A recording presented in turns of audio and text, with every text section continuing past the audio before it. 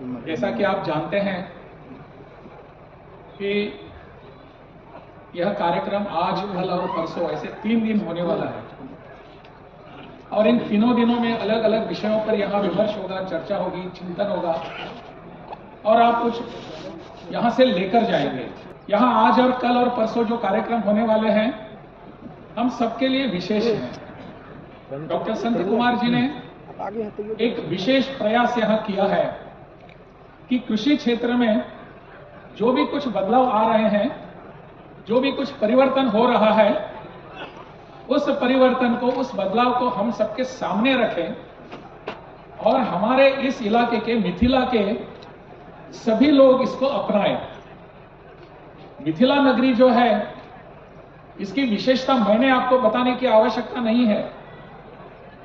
प्रभु रामचंद्र से जुड़ी हुई यह नगरी, जिसका अभी प्रभु रामचंद्र अपने आवास में रहने के लिए 22 जनवरी को गए, तो स्वाभाविक रूप से मिथिला को भी आनंद होगा।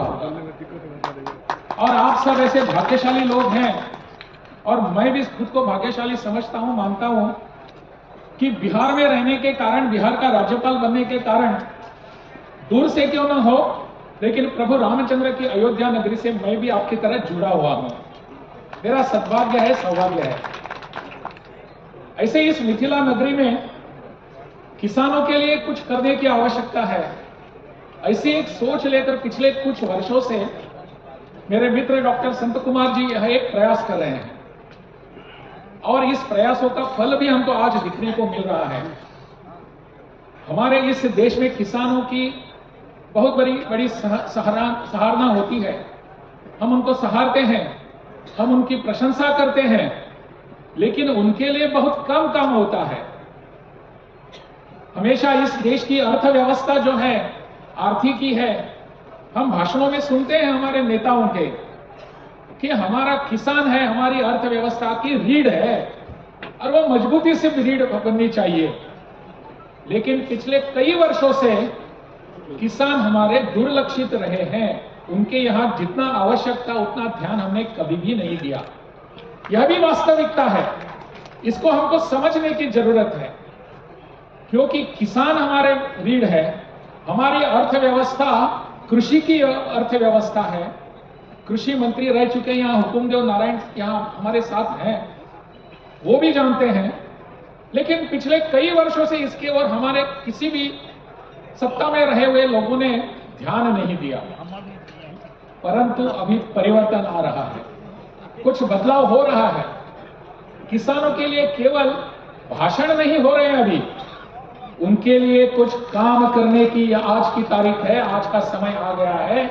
इसको समझकर पिछले कुछ वर्षों से यहां प्रयास हो रहे हैं। किसान ऐसे इस क्षेत्र में, जैसे कि मेरे पूर्व वक्ताओं ने भी कहा, आदरणीय संत कुमार जी ने भी कहा, उसको दोहराया कि आज की टेक्नोलॉजी जो है, उस तकनीक को अपनाते हुए हमारी पारंपरिक खेती जो है उसको आगे बढ़ाने की आवश्यकता है। इस पारंपरिक खेती को हम कैसे अपनाएंगे, जिसे हम प्राकृतिक खेती भी कहते हैं, नेचुरल फार्मिंग। नेचुरल फार्मिंग जो है, जो प्राकृतिक खेती है, वो हमारी पारंपरिक यानी ट्रेडिशनल फार्मिंग जो है इससे जुड़ी हुई है। क्या हम इसको अपना सकते हैं? पिछले कई वर्षों से हम देख रहे हैं कि रासायनिक खाद के कारण, रासायनिक उर्वरक के कारण हमारी जमीन की जो एक योग्यता थी उसमें कमी आने लगी है। हमारा भू सुधार का कार्यक्रम जो था अपने भूमि का, उसमें कमियां आने लगी। हमको लगने लगा कि हम रासायनिक खाद का उपयोग करके हमारा उत्पाद बढ़ेगा।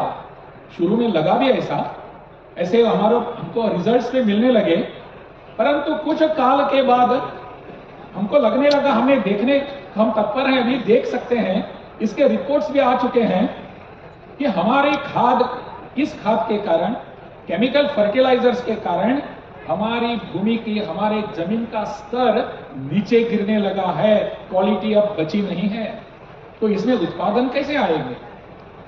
हमको फिर एक बार हमारी प्राकृतिक और पारंपरिक खेती का विचार करने की आवश्यकता है। ये पारंपरिक या प्राकृतिक खेती होती क्या है?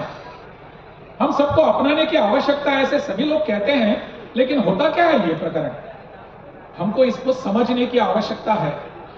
मुझे लगता है पारंपरिक खेती या प्राकृतिक खेती का अगर सरल शब्दों में उसका अगर हम कुछ विवरण करें, उसकी अगर हम व्याख्या करें, तो इतना ही है कि हमारे जंगलों में जो पेड़ उगते हैं उसको क्या चाहिए, उसको हवा चाहिए, उसको पानी चाहिए और उसको जमीन चाहिए, बस भूमि चाहिए, मिट्टी चाहिए, पानी चाहिए और हवा चाहिए। उन पेड़ों को जाकर हम कभी खाद नहीं देते, उन पेड़ों को जाकर कभी हम उर्वरक नहीं देते, परंतु यह पेड़ सभी इतने ऊंचे होते हैं, इतने सशक्त होते हैं, काटने पर भी हम काट नहीं सकते, इतने मजबूत होते हैं। इसी तत्व को अगर हम अपनाएंगे हमारे खेती के लिए, हवा है, पानी है और भूमि है, जमीन है, इसी को अपनाने की आवश्यकता है। बाहरी उर्वरकों की आवश्यकता ही क्या पड़ती है। रासायनिक खतों के कारण, रासायनिक खाद के कारण हमारी भूमि की क्वालिटी जो है, स्तर है, वो नीचे जाने लगा है। पिछले अनेक वर्षों की जो रिपोर्ट्स आ रहे हैं वो रिपोर्ट्स हमको यही बताते हैं। इसलिए हमारी पारंपरिक खेती जो है, जिसे हम प्राकृतिक खेती कहते हैं, उसको अपनाने की आज की तारीख में आवश्यकता है। हम इसको अपनाएंगे ऐसा सोचकर ही हमको यहां से जाना पड़ेगा, क्योंकि पारंपरिक खेती जो है, प्राकृतिक खेती, उसमें लगभग 27%, 27% लागत कम लगती है। 27% लागत, यानी जो हम लागत इसके लिए इन्वेस्टमेंट करते हैं, पैसा खपत करते हैं, उसमें 27% कम लगते हैं और 58% हमारा उत्पन्न बढ़ता है, उत्पाद बढ़ता है। ये मैं नहीं कह रहा हूं, जिन लोगों ने इस पर अपना कुछ रिसर्च किया है वो कहते हैं कि 27% लागत कम लगेगी और 58% हमारे उत्पाद ज्यादा हो जाएंगे। प्रधानमंत्री जी, हमको जिनका उल्लेख यहां बार बार किया गया, प्रधानमंत्री जी कहते हैं कि हमारे किसानों की आय दुगनी होनी चाहिए। कैसी होगी? उनको लगता है कि हमारे किसान अगर प्राकृतिक खेती का अगर कुछ इसमें प्रावधान करें, उसकी योजना करें, तो हमारी आय दुगनी हो सकती है। प्राकृतिक खेती के लिए बस हमको ज्यादा कुछ करने की आवश्यकता नहीं होती। एक हमारे घर में एक देसी गाय होनी चाहिए। देसी गाय, बाहर की गाय नहीं। जो बाहर के गाय का दूध हम पीते हैं आज, उनसे बहुत सारे क्या नुकसान होता है मैंने आपको बताने की आवश्यकता नहीं, परंतु देसी गाय का अगर दूध पीते हैं, उसका मूत्र जो होता है उसका उपयोग करते हैं, गोबर जो है उसका अगर उपयोग करते हैं और उसको हम खाद के रूप में हमारे खेती में डालते हैं, तो वहां के अपने भूमि का स्तर धीरे धीरे बढ़ते जाता है। ये आज के विज्ञान ने हमको बताया है।